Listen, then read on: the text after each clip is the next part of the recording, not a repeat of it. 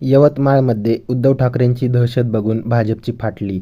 फडणवीस शिंदे मनातल्या मनात म्हणत असतील, आमच्या सभेला पैसे देऊन पण एवढी लोकं येत नाही. एकनाथ शिंदे आणि मोदी शहांना एकच टेन्शन आहे, अरे हे ठाकरे का संपत नाही. शिवसेनेला 2 वेळा फोडलं तरी उद्धव ठाकरेंच्या समर्थकांची गर्दी कमी होत नाही. संपूर्ण देशात शिवसेना हा एकच पक्ष आहे जो भाजपला थेट भिडतो, थेट नडतो, थेट भाजपची जिरवतो. उद्धव ठाकरेंचे हे शब्द पूर्ण भाजपला झोंबले असतील. मोदींची लाट असताना छत्रपती शिवरायांच्या महाराष्ट्राने मोदींच्या भाजपला आडवा करून त्यांच्या छाताडावर हक्काचे महाविकास आघाडीचे 31 खासदार बसवले होते. कुठे गेली ती मोदींची लाट? राजाचं राजपण कालपण, आजपण आणि उद्यापण. शिवसेना ही छत्रपती शिवाजी महाराजांच्या विचारांमधून प्रेरित झालेली संघटना आहे. शिवसेना, शिवरायांची सेना, शिवाजी महाराजांची सेना आणि तुम्ही आम्ही या सेनेचे मावळे आहोत. उद्धव साहेब असतील, बाळासाहेब असतील, छत्रपती शिवरायांचे सरदार आहेत आणि आपला सरदार मैदानात उतरलेला आहे. तुम्ही पाहिलं असाल, काल ज्या वेळेस महाराष्ट्रव्यापी दौऱ्याची सुरुवात खरं तर मुंबईपासून झाली, ईशान्य मुंबईमध्ये जो काही आग जाळ धूर एक सकट लावायचा कार्यक्रम केला, त्यामध्ये तुम्ही पाहिलं असाल ईशान्य मुंबईच्या खासदाराचं मानसिक संतुलन बिघडलं. ईशान्य मुंबईच्या खासदाराचा बाजार उठला. आपण सर्वांनी पाहिलात कसा बाजार उठला ते. शिवसैनिकांनो लक्षात घ्या, काल ज्या वेळेस शिवसेनेचे पक्षप्रमुख नागपूर विमानतळावर उतरले त्यावेळेस नागपूर, आता म्हणतात शिवसेना ना विदर्भात कुठे आहे, शिवसेना फक्त पश्चिम महाराष्ट्र, कोकण पट्टा, मुंबई असेल किंवा थोडा उत्तर महाराष्ट्राचा भाग असेल, जास्तीत जास्त मराठवाड्यापर्यंत, पण संपूर्ण विदर्भ पट्टा असेल. शिवसेना विदर्भात कुठे आहे म्हणणाऱ्यांनो, काल तुमच्या कानफाडामध्ये सनसनीत जाळ ओढला. शिवसेनेने जाळ ओढला आणि काल खरं तर कसला तो योगायोग म्हणावा, पण त्या एकाच विमानामध्ये देवेंद्र फडणवीस असावे आणि उद्धव साहेब आणि आदित्य साहेब त्याच विमानामध्ये असावे. बघितलं शिवसेनेची ताकद त्या नागपुरामध्ये काय आहे हेही पाहिली देवेंद्र फडणवीसांनी. संपूर्ण विमानतळ परिसर शिवसैनिकांनी घेरला होता. मी घेरला हा शब्द अतिशय जबाबदारीने वापरतो, कारण दिसेल तिथे शिवसैनिक काल संपूर्ण नागपूर विमानतळाच्या परिसरात जणू काही शिवसेनेच्या पक्षप्रमुखांची सभा ही नागपुराच्या त्या विमानतळावरच आयोजित करण्यात आली होती की काय, असा जणू भास होत होता. याचा अर्थ लक्षात घ्या, या गद्दारांनी ज्यांनी शिवसेनेच्या तिकिटाशी, शिवसेनेच्या मतांशी प्रतारणा केली, शिवसेनेच्या विचारांशी प्रतारणा केली आणि शिवसैनिकांशी प्रतारणा केली, ह्या गद्दारांनी खरं तर यातून काहीतरी बोध घ्यावा, आता धडा घ्यावा आणि धडकी सुद्धा घ्यावी या काळजामध्ये. राणा पाटलाचा पोरगा मल्हार पाटील तिकडे धाराशिव मध्ये बॅनर लावून फिरतोय.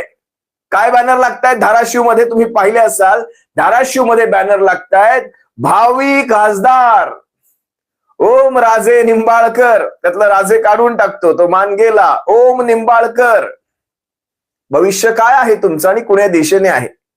म्हणजे संजय दिना पाटलानंतर कार्यक्रम लावायचा जो धडाका लावलाय भाजपाने, तो लावलेला आहे ओम निंबाळकर यांचा. मल्हार पाटील भावी खासदार. राणा पाटलांचा मुलगा मल्हार पाटील आता धाराशिवचा खासदार म्हणून आत्तापासून बॅनर लावतोय. हे तुम्हाला काही साधं सोपं वाटतं का? अरे कार्यक्रम वाजले तुमचे. तो भाऊसाहेब वाकचौरे, आता खर तर माझ्या तोंडात काही चांगले शब्द येत होते, मी चांगलेच हाच शब्द वापरेल. भाऊसाहेब वाकचौरे चालता येईना, मतदारसंघात फिरता येईना, यांना एका ठिकाणी 10 पावलं सलग चालता येईना आणि ह्यांना 2029च्या खासदारकीचे डोहाळे लागले. तुम्हाला 10 वर्ष घरात बसल्यानंतर शिवसैनिकांनी माथ्याला गुलाल लावला आणि शिर्डी लोकसभा मतदारसंघातनं त्या सदाशिव लोखंडेचा पराभव करून यांना, कारण तुम्ही शिवसेनेच्या पक्षप्रमुखांबरोबर अशा वेळेत गेलात, लोकांना विश्वास झाला की हा व्यक्ती शिवसेनेच्या पक्षप्रमुखांच्या पाठीशी गद्दारी करणार नाही. साईबाबांची शपथ घेतलेली आहे.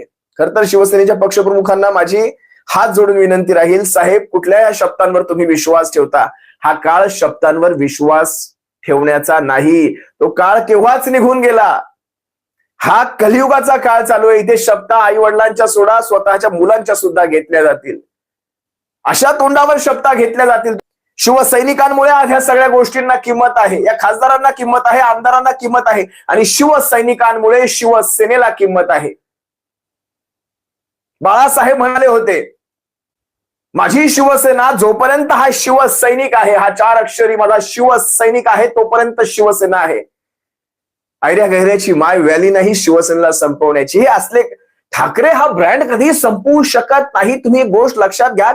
मी आजच्याच वंदनीय शिवसेना पक्षप्रमुखांच्या भाषणातला एक मुद्दा मी ऐकला यवतमाळच्या सभेतला. आता संजय देशमुखाला झोप लागणार नाही. त्या दिवशी तुम्ही पाहिलात सामवरचा सर्वे, शिवसेनेच्या पक्षप्रमुखांचं ते वाक्याच, शिवसेनेला का 2 वेळा फोडलं गेलं लक्षात घ्या. शिवसेनेला 2 वेळा फोडण्याचं कारण ह्या सबंध देशामध्ये हा एकमेव पक्ष असा आहे जो थेट भिडतो, थेट लढतो आणि थेट प्रश्नही करतो. हा एकमेव पक्ष आहे शिवसेना.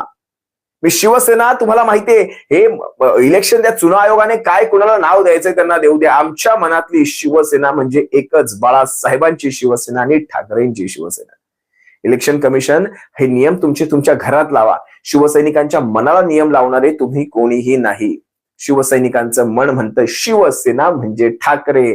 तुम्ही दिलेली शिवसेना ही शिवसेना नाही, ते भारतीय जनता पक्षाचं पिल्लू आहे, जे आता देवेंद्र फडणवीसांचाच घास घ्यायची तयारी करतंय. होय, ही सत्य घटना आहे. शिवसेनेच्या पक्षप्रमुखांनी जे सांगितलं 2 वेळा पक्ष फोडण्याचं कारण धाडस फक्त शिवसैनिक करू शकतो. मला देशातला एक पक्ष दाखवायचा जो पक्ष आजच्या घडीला, देशातला एक पक्ष दाखवा जो आजच्या घडीला एवढं खुलं आव्हान घेतो. आज शिवसेनेचे पक्षप्रमुख थेट भिडतात, थेट काँग्रेस, थेट या भारतीय जनता, आणि मला वाटतं काँग्रेसकडनं राहुल गांधी आणि शिवसेनेचे पक्षप्रमुख हे 2च आहेत जे थेट भिडतात. शिवसेनेच्या पक्षप्रमुखांनी थेट नरेंद्र मोदींना, थेट अमित शहांना सरळ डोक्यावर घेतलेला आहे, डायरेक्ट शिंगावर. आपण इकडे तिकडे पाहत नाही. तुम्ही पाहिलं असाल संजय राऊत साहेब थेट शिंगावर, इकडे तिकडे पाहणं नाही. अनेक गोष्टी आहेत. शिवसेनेच्या पक्षप्रमुखांनी जर आज तलवार म्यान केली तर या राज्यामध्ये एकही असा पक्ष नाही जो या भारतीय जनता पक्षाशी थेट भिडेल. या गद्दारांच्या मतदारसंघांमध्ये ज्यावेळेस तुम्ही गेलात, आज साराच्या सारा मतदार तुमच्या पाठीशी दिसला. साराच्या सारा बघा तुम्ही, वाशिम यवतमाळ असेल, आता पुढे ते जाऊन अगदी हिंगोलीमध्ये सुद्धा जातील, त्यानंतर शिर्डीमध्ये येतील, त्यानंतर मुंबईचा ईशान्य मुंबई झाला. अनेक मतदारसंघ घ्या, धाराशिव पासून सारेच्या सारे मतदार शिवसेनेच्या पाठीशी ठाम दिसले. आज शिवसेनेच्या पक्षप्रमुखांचं स्वागत एवढ्या जल्लोषात ज्यावेळेस दिसतंय, मला एकच वाटतं, शिवसेना कधीही संपवू शकत नाही. मला काल ज्या वेळेस मी ते स्वागत पाहत होतो, अंगावर शहारा येत होता. जणू काही बाळासाहेब प्रत्येक मतदारसंघामध्ये निघालेले आहेत आणि बाळासाहेब तिथे जाऊन आदेश देत आहेत. ह्या गद्दारांना आता पुन्हा ते देशाचं सर्वोच्च सभागृह आणि या बाकीच्या ह्या सगळ्यांना जे झालं ते झालं. महाराष्ट्राचं सर्वोच्च सभागृह, देशाचं सर्वोच्च सभागृह आता दिसणे नाही. आमच्या खासदारकीचा राजीनामा द्या, जिकडे तुम्हाला तुमच्या उदबत्त्या लावायच्या तिकडे जाऊन उदबत्त्या लावा. शिवसेनेच्या पक्षप्रमुखांनी आज ज्यावेळेस तुमच्या मतदारसंघात सभा घेतल्या त्याच वेळेस तुमच्या काळजात धडकी भरली आणि भविष्यातली तुम्हाला तुमची धोक्याची घंटा दिसू लागली. भविष्यात पुन्हा ती खासदारकी मिळणे नाही. सगळ्यात पहिला बळी जाणार आहे मी तुम्हाला, आणि धमकी की चोट पे सांगतो, सगळ्यात पहिला बळी हा खासदार भाऊसाहेब वाकचौरेचा जाणार. त्याला खासदारकीचं तिकीटच मिळणार नाही. मी आत्ता सांगून देतो तुम्हाला, आत्ता. पहिला श्रीनिवास वनगा जर कोणी होणार तर तो भाऊसाहेब वाकचौरे होणार पहिला. त्यानंतर दुसरा क्रमांक जो असणार आहे तो संजय दिना पाटलाचा असणार आहे.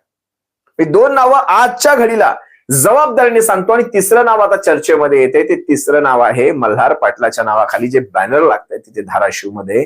बघा भविष्यात कसा तुमचा कारण ती सीट भाजपाची, ती सीट भारतीय जनता पक्षाची सीट. भारतीय जनता पक्ष आपल्या जागा एक्सचेंज करत नाही. ओम निंबाळकराला पुन्हा एकदा भारतीय जनता पक्षात प्रवेश करायला लागेल.